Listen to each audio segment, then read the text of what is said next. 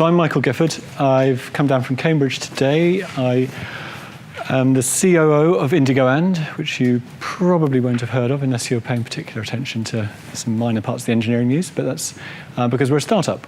I've been involved in various startups over the years, but also spent time in large FTSE 250 companies as well. So what I'm proposing to talk about today, I'll give a bit more of an introduction as to where I've come from effectively. Not Cambridge, but on a CV type level. I'll talk a little bit about IndigoAnd, but that's not the main focus of the talk. And what I really want to do is give you some idea of my take on how you get the money. And this is the investment money primarily, but I'll talk about some other sources as well. I'm not going to give you, I'm sure you've all had hundreds of talks on VCs this and VCs that and how you prepare yourself. This is a bit of that, but it's a slightly individual take based on a recent investment round that we successfully achieved and one that I went through 2 years ago which failed. So to give you, I've got both sides of the story. How's this working? It's moving on this one. Hang on. Slideshow. Yeah. Okay. I'll probably now go 3 or 4 slides. To be honest, the slides are a backdrop. They're not particularly desperately useful. So in terms of my background, and here I just wanted to. I'll start by going through it how I used to go through it, and then I'll just give you a couple of pointers as to where the error in that is. So I studied physics, I did a PhD, stayed on, did a postdoc, and eventually moved into an engineering firm as a technical specialist. After a few years of that, I found I was doing a lot of contract management and project management, and I was running contracts of about £10 million, these research projects on behalf of the MOD. I looked at the people who were running the £100 million and £1 billion contracts, and they all had MBAs, so I thought, well, I better go and get one of those. So I went off to Paris and did an MBA over there. Got rehired by Atkins, the company I'd been working for previously, in a strategy role, looking at internal strategy and doing a lot of M&A work. So again, I've got a bit of a take on the acquisition side and the investment side from the investor point of view. I ended up various restructuring activities within Atkins and ended up running an operational team of security and telecoms consultants. From there, I got headhunted to run a small law firm as the business manager. That was fine, but you don't want to work with lawyers if you can avoid it. So after a year, I found it was just too painful and left. And set up my own small consultancy helping SMEs in the Cambridge area get off the ground and get going on the business side of things.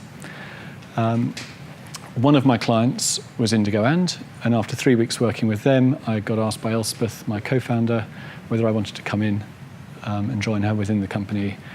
So what we've done now is move my existing, what was my existing consulting team into IndigoAnd, and we've effectively merged the two companies, although not from a corporate point of view, and I'll explain why we didn't do it from a corporate point of view later. So that's the CV piece. Okay, you can read that if I give you an A4 piece of paper. It's all written down there. It's nice and easy. There are themes in there. There's problem solving. I did that pretty much in all of those places.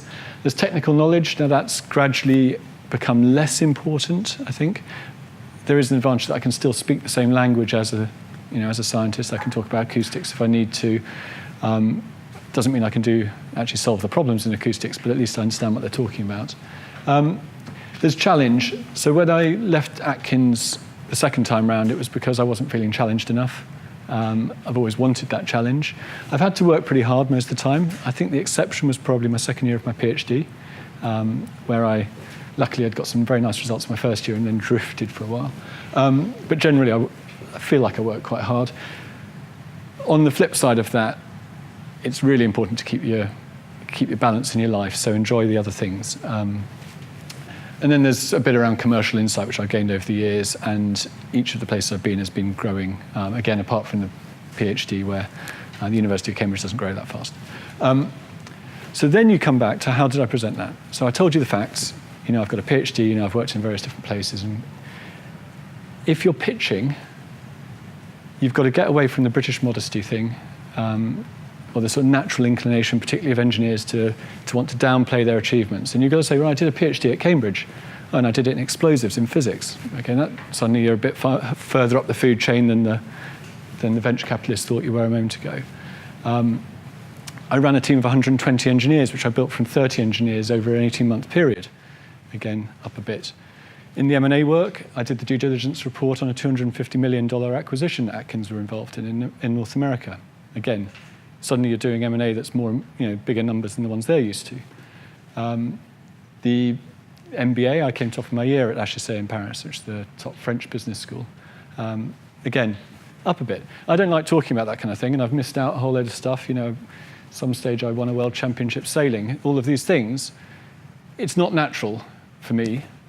But if you sit there and say, well, I did a bit of this and a bit of that, and they're not going to notice you among the crowd, because everyone here has got PhDs and MBAs and business experience and things.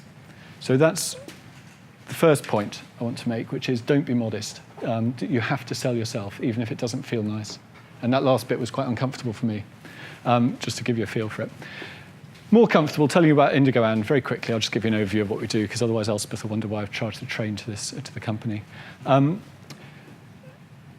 We're trying to connect the SME suppliers into the largest infrastructure programs in the country, and in the future, SME suppliers into the largest infrastructure programs in the world. At the moment, if you're a 50-person architecture firm, or you're a specialist security consulting business, or a bunch of structural engineers, it's really difficult to go and work directly for TfL, for HS2, for Hinkley Point, for the Royal Parks in London, for all of these companies. You just can't get through the door because you need to be on a framework. Bidding a framework costs £100,000 normally, of that order. You need to be there for 7 years. Now, if you only set up 2 years ago, how are you going to get, you're going to wait 5 years for the next one? All of these things act against you. So currently, the SMEs, to a large extent, it's not universally true, but to a large extent have to sell their services through other organisations. The other organisations, I used to work for one, Atkins, we would slap, if the SME was lucky, only a 20% markup. I know that we put 150% markup on some people at times. And that was our business, we'd sell them in. We were taking risk, there was project risk for Atkins, but 150% is a lot of money not going to the person who's actually doing the work. And we weren't the only ones. That's how the industry works. The average difference in price for the client is 40%. So we're trying to offer that efficiency by bypassing the large consultancies. In very simple terms, it's a marketplace that comes with a whole load of tailoring that makes it easier for the clients to buy and makes it easier for the SMEs to understand, to get a deal that works for them. So they're not treated, they don't have to have £50 million of PI cover. They don't have to have 3 years of audited accounts. All of these things that SMEs quite often just don't have. As long as they're good and they can deliver the work, then they should be able to do it directly for the clients. So that's what we're doing. It's early days. We have clients, we have SMEs, we even have revenue, but it's, that's about all we have at the moment. So I've got loads of notes on these slides, which now aren't moving on, which aren't being followed. Hang on. Oh. I'll have to make it up as I go along. And now I've lost, sorry about this. Okay. So, back to what I wanted to talk about.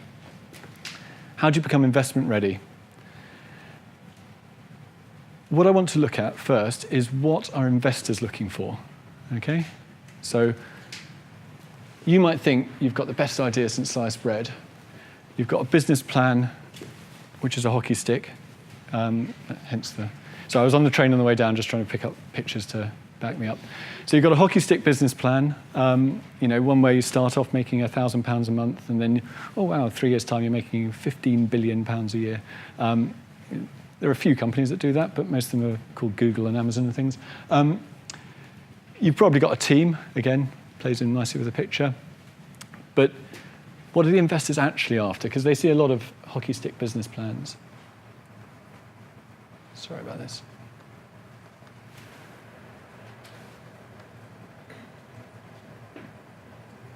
Okay, so got business plans.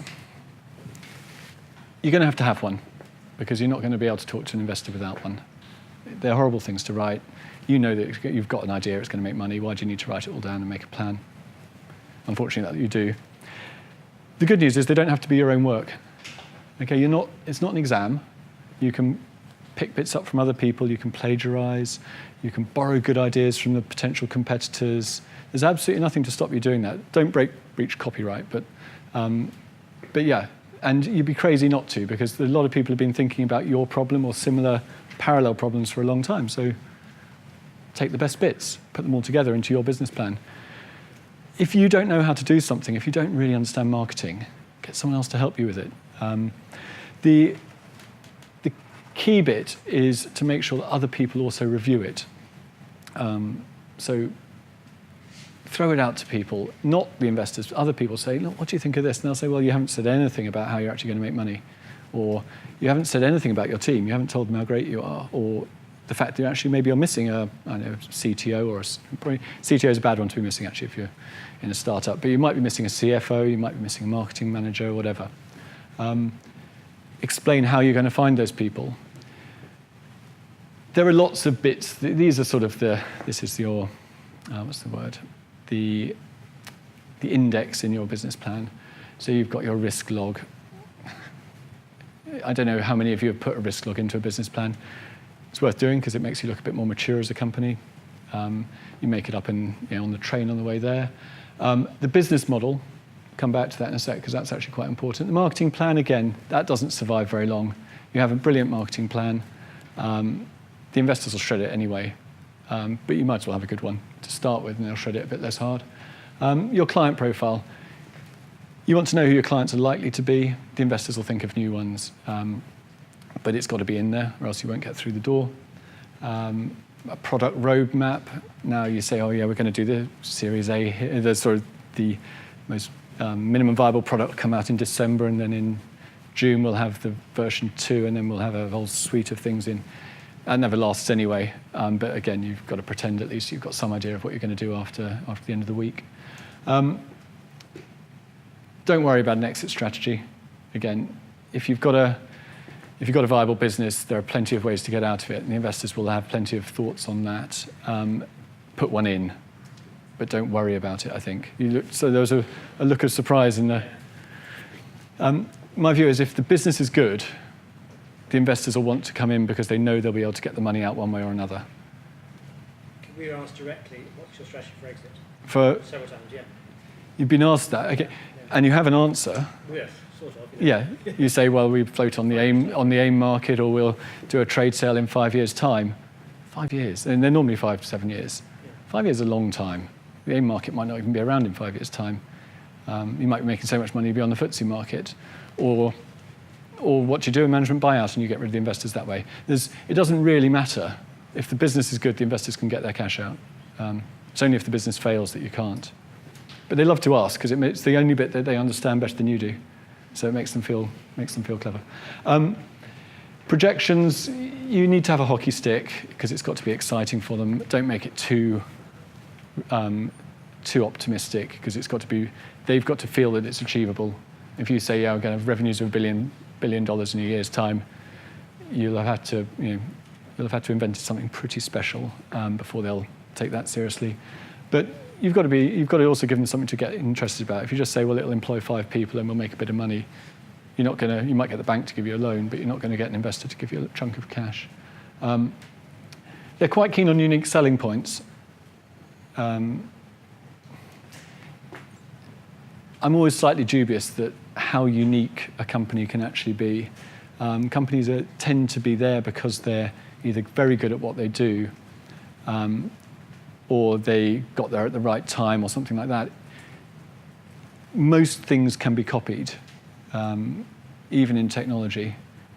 So how unique are you really? Well, I think the unique thing typically isn't the technology. It's typically not the business model. It's the people tend to be unique. And if they're genuinely difficult to find, then that's good. The drive and the passion are the bits that you will find are unique, because the reason why no one else has done something is because they couldn't be bothered if it's a good enough idea, rather than because it's a rubbish idea, which is a separate problem. This is really weird. So now I'm going through the slides on here. Okay. So I'm just trying to work out which one. Okay, so how do you meet an investor? It's quite easy to find out who they are. You can go to the BCVA, I think is list of all the angel and venture capital investors, BVCA probably, in the country, and you can get all their names and addresses. If you just phone them up, they probably won't answer to start with. They probably won't talk to you, and you definitely won't get in front of them. Cold contact, just sending out business plans to all of these venture capital firms, I wouldn't bother. Frankly, I'd save your stamps or your emails. It does work occasionally, but it's quite rare. Socially, you might bump into one. You might meet somebody who happens to be, and that's why I put this, that if you meet them there, you probably won't be talking about the venture capital market and investment, but socially as a possible. The pitching events, so the one we had today, can work. Venture capitalists turn up. My suspicion is they're not normally actually looking for investment opportunities at those pitching events. They're turning up because they feel they want to be seen. They're treated very, very well at these events. You know, if you're the venture capitalist at a pitching event, the red carpet's rolled out, you're brought thing. I think that's why they go to them. I don't think it's actually to find investment, but it's good practice. It doesn't do any harm. It could be the investor is your former boss. You know, you've had a good idea. You want to do it as a spin out. If your boss likes you, there's a chance they've got money. That's why they're the boss. It's worth trying. We've just got £90,000 out of a former boss of mine and Elspeth's. I don't suppose he even remembers who I was, but he definitely knew who Elspeth was. The best bit about that was he didn't do any due diligence at all. He said, if it's a good idea and you're doing it, then I'll give you £90,000. Customers are another one. If your product is going to change a customer's way of working, there's a good chance they'll invest in you if they've got money. And a lot of big organizations do have venture funds. We were having a discussion just before we started. There are risks that come with that, about them stopping you working with other potential customers. I'm not sure that that's outweighed by the fact that they've got proper insight and you potentially have a route into that first one. So they're definitely worth thinking about. The real way you meet an investor is by being introduced to them. Okay, if we're talking about venture capital funds, you want to find one person who knows some of these people. They send an email saying, "Oh, you should meet Michael. He's really good. He's got a great idea." That's how you get the introduction, and then you will at least get a coffee with them. Okay, you might not get any money, but at least you'll get through the front door. Okay, I've got a couple of other notes on here. It's something someone told me, and I'm not sure. I've never had the money to try it, which is travel first class on airplanes. Now, in first class, you meet people with money. That's a given. You've also got them stuck there for 8 hours. At some stage, they'll get bored of watching Apocalypse Now, whatever film they're on, and you can talk to them. They haven't got anywhere to run to. You can pitch to them. It is quite expensive. Traveling first class on the train from London to Southampton might be better in terms of just your own wallet. But it's something to think about. How do you get that person? You know, where do you find them? Because they're not kicking around in the student union in Southampton, I wouldn't have thought. That doesn't mean you shouldn't go to the student union. Clearly you should. But you've got to go where they are if you want to meet them. But introduction's the way forward. That's the takeaway from that one. No, nothing's moving.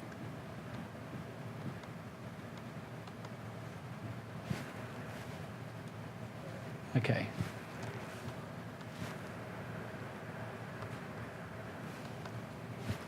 Okay, what are they looking for? We've covered a bit of this already. They're looking for something they can understand. Okay, if you're about to give someone £500,000, £1 million of someone else's money, you're not going to do it if you don't understand what they're talking about. Okay, you don't have to understand it in a deep way. You don't have to be an expert in that field, but you're just not going to give them the money if it doesn't make any sense to you. So there's no point pitching to a VC who specializes in pharmaceuticals if you're selling consumer electronics. Okay, they normally say, we work in these areas. If you're outside those areas, forget it. Don't waste your time. So that's first one. The other point on that is don't expect them to go even slightly outside their comfort zone. They've got enough opportunities within their remit that they just don't need to look outside. It's all about saving yourself a bit of time and effort. You need a decent business plan. It doesn't have to be perfect. I would say it's worth spending a bit of effort on things like design. If you're not a natural designer, spend a bit of money on that. If it looks professional, they'll take you more seriously. If it looks like it was scrawled out on a Friday evening, it'll show you in a bad light. At the moment, what you're trying to do is impress. More than anything else, and this is the picture here, you have to excite them. Okay, you've got to get them going. They've got to think, wow, this is something that if I land, when I go to the venture capital annual jamboree, I'll be able to boast, I've got a company that's making flying machines that don't need any power or something. It doesn't really matter if it's going to make any money. They want to be excited about it, and they want to be able to boast about it and tell their mates about it. That was one of the problems we had with Indigo And, is it's difficult to get excited about selling SMEs into HS2. It's just not sexy. Eventually, we did manage to get someone excited about it enough to give us a reasonable chunk of cash, but that was hard. What was strange was actually the other company that I tried to raise funds for was a pesticides company that could overcome resistance in weeds and insects, and that's quite a serious issue, and that's genuinely exciting about feeding the world in the next 100 years. We got the excitement. There were various other flaws where we couldn't sort of land the deal. I'll explain them later. They like IPR. If you've got an idea, you've got an invention, there's no point if someone else can copy it. What's strange is there's an awful lot of companies selling the same thing. So Toyota sell the same thing as Honda, sell the same thing as VW. They all sell cars.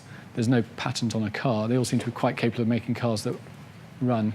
For some reason, VCs will only invest in you if you're the only person who's able to make cars. They like to think that anyway. So do think about your IPR. Think about whether you can protect it. At the very least, you should be able to trademark your brand. And it just shows a bit of forethought if you've done that. You might not be able to get a patent, but if you can, put it in. Even if you can get a patent applied for. Patents take a couple of years to come through and be awarded. Patent applied for, at least it makes it look like you're trying, and it only costs a few £100s to do that. They want passion. They want you to really want to do this, because you're going to have to put quite a lot of sweat in. They don't want someone who's running another business on the side, or is doing this in their spare time, or just isn't very excited about it. And they want to be able to trust you, because they're going to give you their money or their clients' money. Then the question, if you flip that round, is what are you looking for? What I'm looking for is a computer that talks to the screen in a coherent way. Oh, well, we're on that one. Okay. The good thing is you're looking for similar things. You're looking for someone who's passionate about what you're doing, someone who actually really wants to get involved. You're looking for someone with deep pockets. That's fairly obvious. They don't just have to be able to fund your first round. You want someone who can fund your Series A, your Series B, or at least a chunk of it, because there's no point if they're going to run out of money in a year's time and you haven't got the next round lined up, the company goes under. You want them to have contacts, and that's again with the next set of investors. That's where they will have good contacts, because it's a fairly small club. They all talk to each other. Most of them have worked in different companies with each other. Just make sure that their contacts are there. You want them to understand not just what you do, but also to understand that things go wrong. So again, it's a discussion I had previously with this gentleman here, which is your sale, you won't hit your targets every day, every month or whatever. There will be October where, oh shit, we said we'd make £100,000, we made 20 because something went wrong, or we lost a client, or whatever it is. you want a VC who doesn't then try and get you all thrown out of the company and takes it over. They're quite rare, the ones that do that, but you just need to make sure that you're not hooking up with the wrong one. And on that, you want someone you can trust. It's absolutely fine to do due diligence on the person, on the VC. So ask them, can you send me a list of 5 people who you've invested in, and I want at least one where it's gone wrong. And give me an introduction so I can talk to them about what it was like to have you as an investor. That's absolutely fine. If you don't do that, you're nuts, frankly, because there are sharks out there, and you want to make it, when everything's going well, everyone's fine. You know, if you hit all your targets, all the VCs are happy. It's when it goes wrong, that's why you need to talk to somebody who it went wrong with. And then take on board the fact that it might not have been the VC's fault that it went wrong. Maybe they were just useless. But yeah, it's definitely something to bear in mind. Halfway. Okay, so now we talk about actually how do you get your hands on the money. Oh dear, sorry, hang on, I'll jump to the punchline. Seduction. It is like seduction. One tip: don't type seduction into your into the browser when you're looking for a photo, particularly when you're on the train down from Waterloo to here. You have to shut Windows really fast. I was looking for a photo a bit like this one. Just leave it there. I just advise you don't do it in a public place, and probably don't do it anywhere where, I know, your wife might look at your internet history or those kind of things. So the first bit of seduction, you've got to go out there and persuade them to love you. Now I'm sure you're all better at that than I am. So that, I'm not going to tell you much about the seduction piece. It's also a balancing act, because you've got to be realistic. Otherwise, you could sell them this amazing dream, and then when they do due diligence, it turns out actually you've got none of the things you kind of told them you had or implied that you had. So there's this sort of gentle tightrope that you have to walk to get to the point where you're getting the money. The other way to look at it is as though it's fishing. Well, you spend a lot of time casting, and if you're like me, once every 5-10 days of fishing, you might catch something. It's normally small, and it's normally a bit, and you have to throw it back. But you're going to have to speak to a lot of people. You might have the best idea in the world. You might have done all your targeting of your VCs. We spoke to, in the first pass, we spoke to 20 different firms. Luckily, it was Elspeth doing the bulk of the legwork. At the end of that, we had lots of people saying, "Oh, it's really interesting, and we'd love to know more. Keep us up to speed. We'd like to be involved in a Series A round." It's like, well, we're looking for a seed round. That's no good to us. If we don't get a seed round, there won't be a Series A round. And we don't really invest in companies that haven't got X or Y, and X might be revenue, and Y might be more than 10 clients or track record, or we don't give them money unless they've got so much money they don't need it, those kind of things. And you're sitting there going, but this is a really good idea. So then you go back to the drawing board and you talk to another 20 companies, another 20 funds, and another 20. And I don't know how many we talked to in the end. I think it was about 40 or 50. And eventually we had 2 that were biting. That, I don't think, is an unusual statistic. If you've got an absolutely amazing idea, you might find that everyone wants a bit of it. But I think you've just got to accept that you're going to have to pitch it a bit better. And you have to kiss a lot of frogs. So these people aren't necessarily that nice. They quite like showing how powerful they are because they've got the cash. They quite like making you jump through stupid hoops to see if you can, really just to show that they're the people who've got the money and they're the big guys. Venture capitalists, it is an industry that attracts slightly arrogant people. I don't know why, but that's my impression. It also attracts some very nice people, so don't get me wrong. The ones who gave us money are lovely and not at all arrogant. And this is being videoed, so I just need to be a bit careful of what I say. But it brings in some quite arrogant people, and some very bright people, and some people who know they're very bright and are therefore quite arrogant, and some people who aren't quite as bright as they think they are, and are therefore quite frustrating to work with. You just have to accept that that's what you're dealing with if you're after their money. At the end of the day, they have got the money, you haven't. But on the flip side, you're the one with the idea. They've just got money. So something a bit more useful. Let's see if I can get this to... Okay. So, I talk about casting the line. This is the cycle you're going to go through with 10, 20, 30, 40, 50 investors. You prepare, you get everything right, you go and you give your pitch, and if you've got an introduction, it's not a 90-second pitch, which is a nightmare. I've tried doing those, and they're horrible. It's a half-hour conversation. You've got a pitch deck, and then you have a chat, and it's nicer in some ways because it's more of a conversation. Then once you've done your pitching, you get feedback, and they say, well, actually, no, it's not quite right for us, or maybe you should do this, and have you thought about maybe trying a different sector, or all of this kind of stuff. And then you go through that cycle again, and you tweak things. A couple of tips.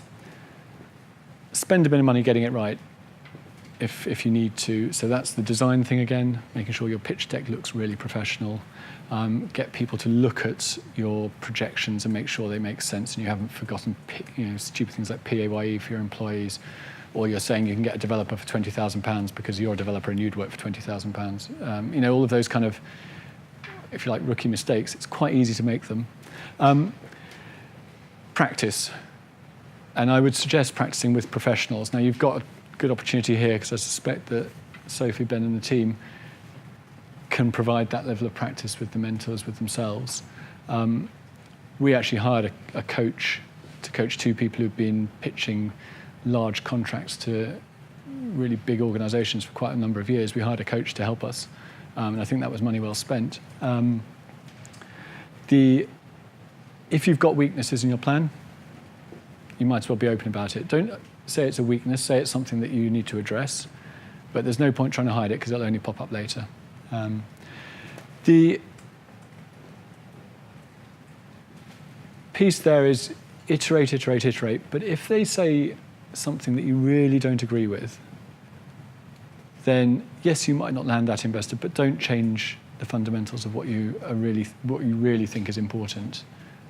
Don't be stuck in a mindset, but don't just instantly roll over and say, oh, actually, okay, well, we'll do something completely different. Or he said it was rubbish, therefore it's rubbish and we're not going to go anywhere. You're going to get knocked back lots of times, and it is depressing. But you just got to keep going because you've got the good idea. And you're going to make the money in the end. In terms of landing the catch, there's different stages to it, and I've put them here. You've got negotiation. They say, we'll give you money if you jump this high, and you just jump normally. That's how it works. I'll come back to negotiation. You've got the term sheet, which is when the negotiation's finished and you've got the deal on the table. Then there's due diligence, which should be easy but isn't always. The legals, which are just boring and seem ridiculously expensive and time-consuming. And then completion is when you find that you look in the bank account, you type into Barclays, and it's £800,000 are sitting in our bank account. What should we go and do? And then you just want to go to sleep for about 3 weeks. So in terms of negotiation, the first thing is you have to know what you're willing to accept. You have to know where your red line is. If someone says, I want half the company, and you're not willing to give them half the company, then you need to say that to them. There's no point going on and then thinking you'll be able to knock them back. So you need to say, right, this is what we're prepared to give away. So with us, we knew that we wanted to end up with a third of the company each, and we were willing to sell a third. That was a red line for us. If someone had come back and said, we want to knock you guys down to 25% each and we'll have half, we weren't going to talk to them. So, proper red lines. You need to think about what's fair. So there's an imbalance here. You've got a company that's got a good idea but isn't going to go anywhere without some funding. They've got a pot of cash. And what they'll tell you, and is probably true, is they've got hundreds of other people looking for support. Okay, so there is an imbalance, but you don't have to let that get ridiculous. If they want preference shares where they're guaranteed at least 20% return each year, is that fair? Depends on the risk profile. If they want to have 2 directors on the board, but they've only got 10% of the votes, is that fair? Probably not. You just got to think about, is this fair? Is this right? But remember also that they are putting their money or their investors' money into your fund. From their fund into your company. So they can expect a reasonable amount of security. There's also some things which are normal. It's worth getting a VC who's not the investor to give you some idea of what's normal in the industry, because you won't be able to change the norm very easily, if that makes sense. Okay. And don't be shy of saying no, because they will try it on. You know, their opening gambit is, we'll give you £500,000 for half your company. You know, if that's not, you never say yes to that one. You come back and say, well, actually, we think you should only be getting 20% of the shares, because it's quite clear we're worth much more than that. They'll come back and say 30. And it's a negotiation thing. Frankly, I hate negotiations like that. You should start with somewhere where it makes sense, but that's, again, you have to play the game.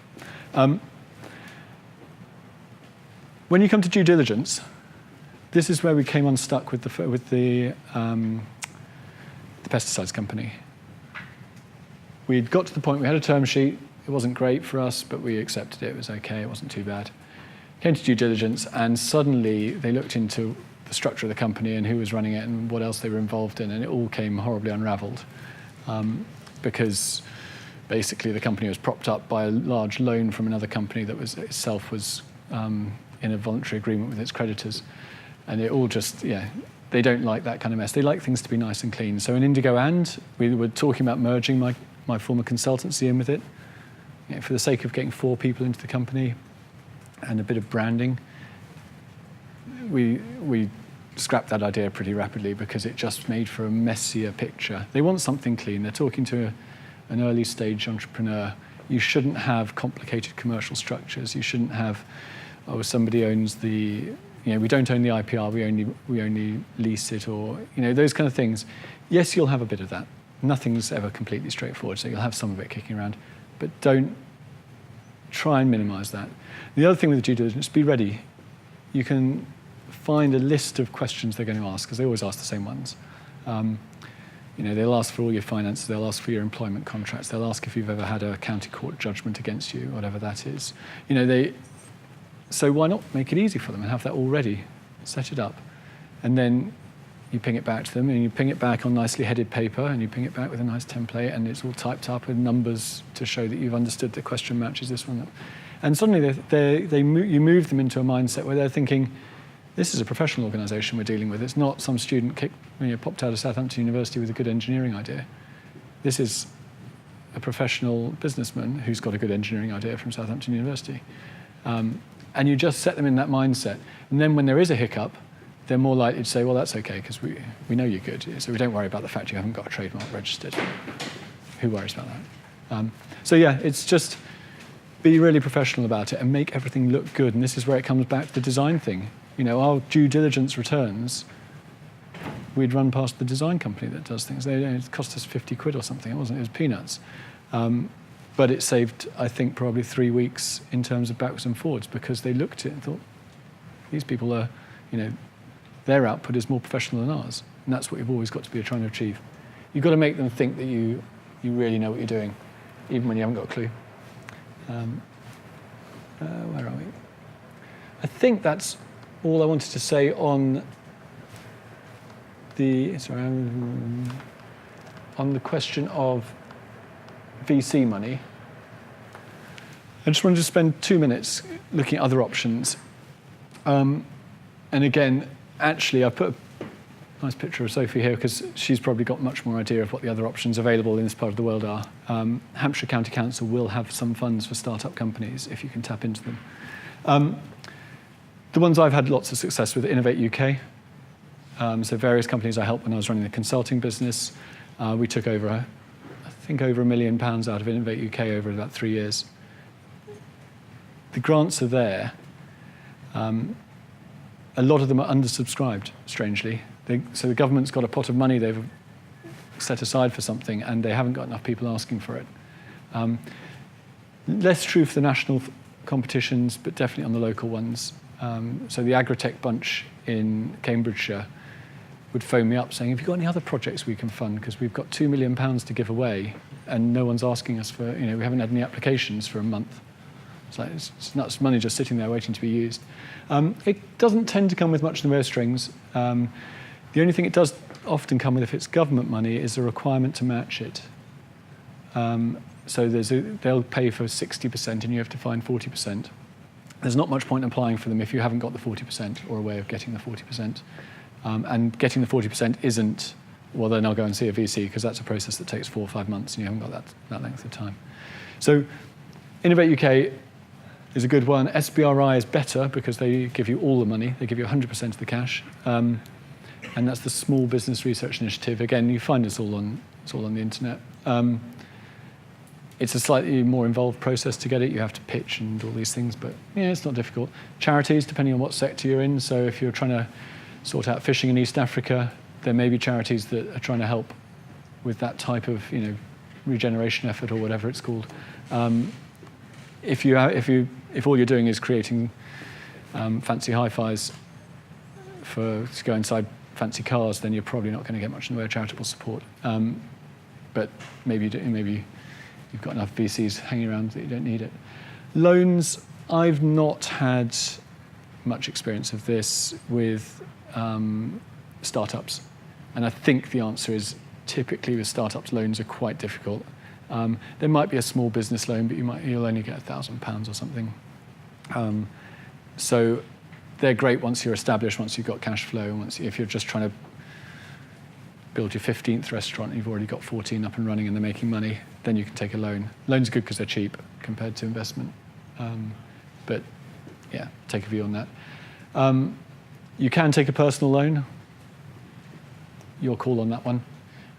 If you want to put your house on the line, it's up to you. Personally, I decided that was probably a step too far for any of the businesses I've been involved in. But maybe that's because I'm more risk averse. Friends and family, again, if your friends and family have got deep pockets and they want to get involved, take a view on it. Again, I've always shied away from taking money from my family. I've taken money from business contacts as investors, but I'm just not sure how Christmas goes if you've just lost £100,000 of your dad's cash. It's a tricky one. And then the best way, actually, is to forget all of this and sell stuff. Actually just sell products. Because that's your money. You can do what you like with it then. You haven't got some investor breathing down your neck telling you need to sell more, sell less, sell this in this way, or move to America or whatever. But I appreciate it can be quite difficult, at least to start with, if you need that startup capital. The other thing about sales, just coming back to that, and this is the last thing I'm going to tell you, is that it's much easier to raise money when you've sold some things. Even if it's selling things that aren't really what you're trying to develop in the end of the day. If you sold one thing, suddenly the number of investors who'll talk to you goes up by a factor of 10. If you've sold 100 things, then you'll find an investor with no problem at all. So that's the final message. So I think that's it. I think I'll leave you with a photo of Sophie. So any questions?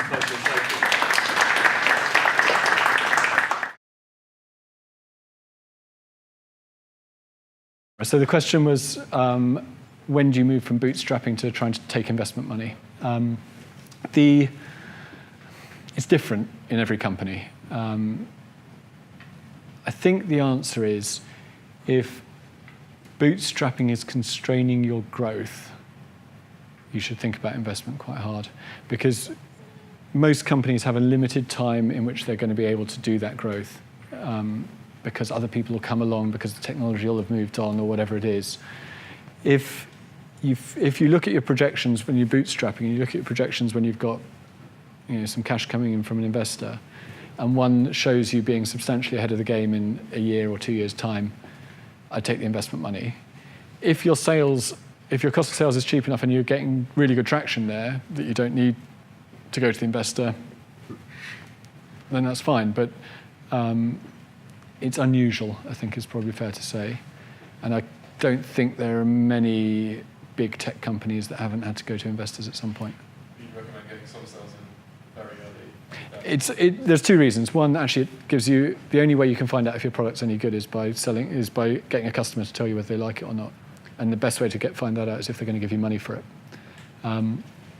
So that's one piece. The other is that, yes, a company that's shown an ability to sell a product is just infinitely more attractive to an investor than one that's got a lovely idea but has never actually sold anything. One thing I would be wary of is giving free samples away. And the reason we've had some experience with this just recently, where we ran a free trial for an early client. And we thought we'd get lots of feedback and we'd get lots of information and be able to use their logo on our sales literature and stuff, and we were. That was all fine. We didn't get that much feedback, and it was only in hindsight we realized because it was free, they didn't value it. They didn't really engage with the marketplace as much as we were hoping they would.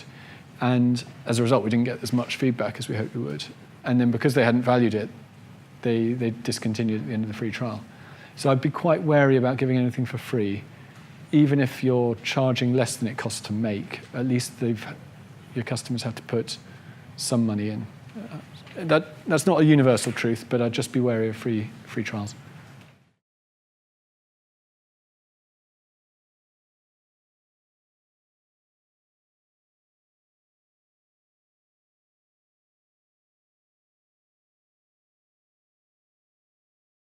It's quite tricky, that, actually, because it varies hugely depending on where you are in terms of sales and things like that.